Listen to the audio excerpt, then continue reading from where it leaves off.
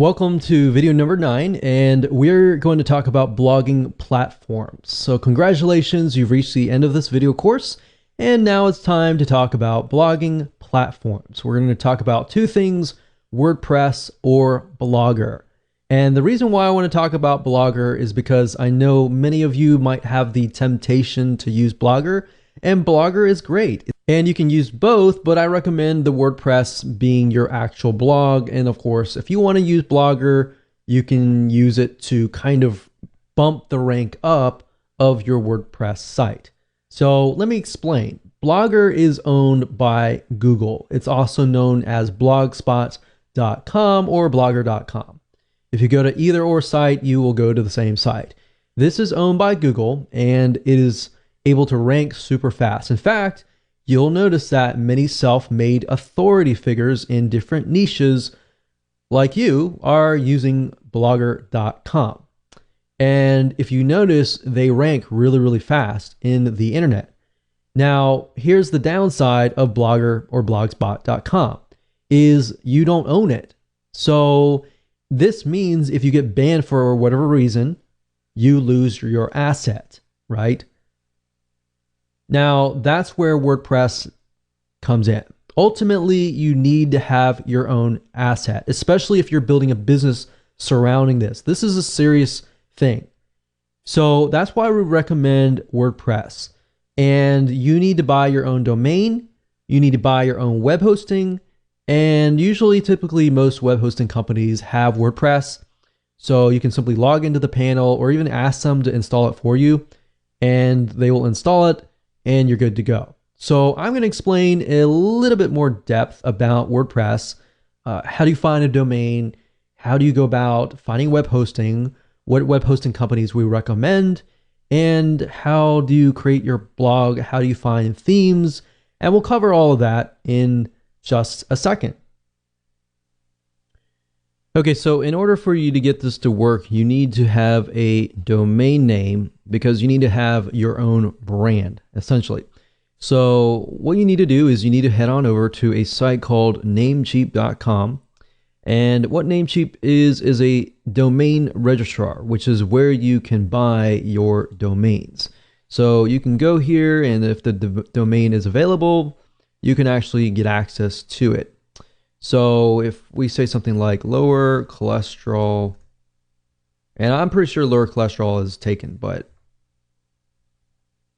we'll just do 1, 2, 3, 4, 5, 6.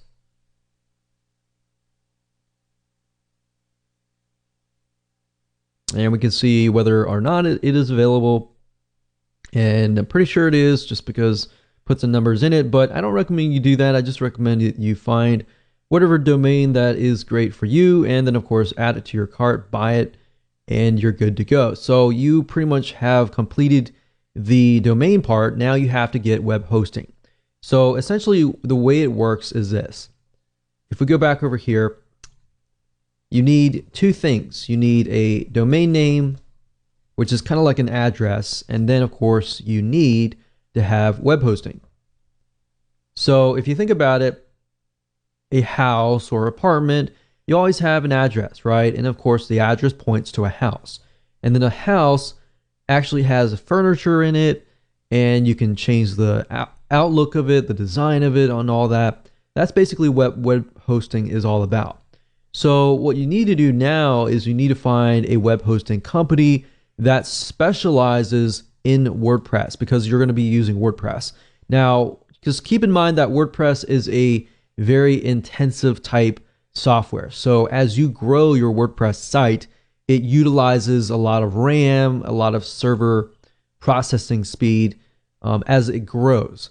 So that's just something to keep in mind. So what I recommend that you do, you can either go to Google and you type in top WordPress hosting companies and go from there, or you can specifically use the ones that I'm about to talk to you about.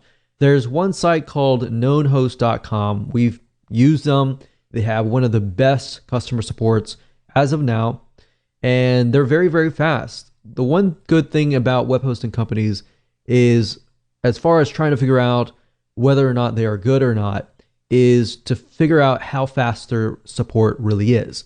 If you email them, and you might want to test it out, if you contact them and they take hours and hours to get back to you, move on to the next place, because that's a good sign to figure out whether or not, that's a good hosting company. But we've tested this particular host and we found that they're really good. So what you want to do is you can head on over to here, and what you're looking for with WordPress type web hosting is SSD. So any type of SSD is going to be really fast. So you can pick the $25 per month plan, for example, and this is going to be reliable because this is a reliable host. You always want to choose a reliable host. The next host that's good for web hosting for WordPress is a2hosting.com. And if you go here, you look for the cloud hosting, or you can look for the shared hosting. So if you click on cloud hosting, you can go through and purchase whatever you need. Typically what you can do is you can start out with the very basic plan, and then of course move up from there. So as you can see, A2 hosting uses SSD, which is what you want. If you see any hosting that is using something like HDD, which is a regular hard drive, then you might want to pass. So for example, there are a lot of web hosting companies out there. HostGator also provides WordPress hosting. I cannot recommend HostGator. Have not really had the greatest experience with them. But KnownHost.com is a great web hosting company that we have tested, and it has been tried and true. So once you've gotten your domain and your web hosting, the web hosting company will provide you with information on how to connect the two. So they will provide you with that, and if you have any problems with that, you can talk to them about that. So basically, I can tell you for a fact, KnownHost utilizes what we call cPanel. So they're going to give you access to a cPanel, which then you can log in, and of course, they will give you access to what we call Softaculous. So what you do is you click on WordPress here, and this is basically an app installer. So instead of having to go to WordPress.org and install the 5-minute installation file, which really isn't 5 minutes, by the way, it's more like maybe 10 or 15 minutes or even more, depending on your expertise. So that's why I find this route is just a lot easier, because with this Softaculous, all you have to do is simply go down, click install now, and you fill in the details, and within less than 3 steps, you have installed WordPress. So up at the top, if you scroll down, you're going to see the in-directory option. What this means is basically if you want your WordPress blog to be installed on www.yourdomain.com, if that is the case, leave this blank. If you want to install the WordPress blog in a subfolder, then that's when you can actually enter a directory here.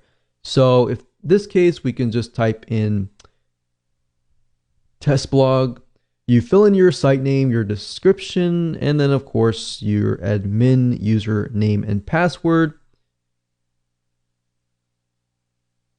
And then of course you can choose the advanced options, and then you can actually select a theme. So that's the nice thing about this particular app installer, is you can pick one, you can actually scroll through many different themes. And the nice thing about WordPress is you can literally change the whole design with a click of a button. You don't have to redo everything or anything like that. So if I want to go with this one, I can click select and click install. And literally within less than a minute or a couple minutes, we are good to go. That's it. And of course, if we go to the actual blog itself, we can see the actual blog has been created.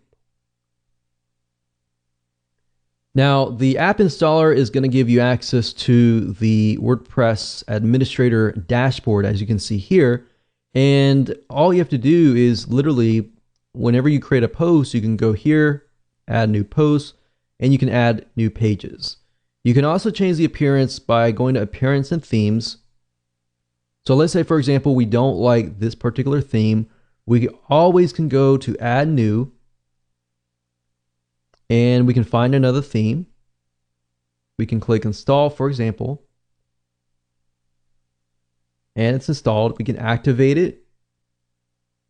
And if you go to the live site, you can literally see that the blog design has been changed. Now, I would recommend that if you are very serious about building a long-term authority blog, that you buy a theme that actually relates to your audience. So I recommend a site. It's called themeforest.net. Themeforest.net.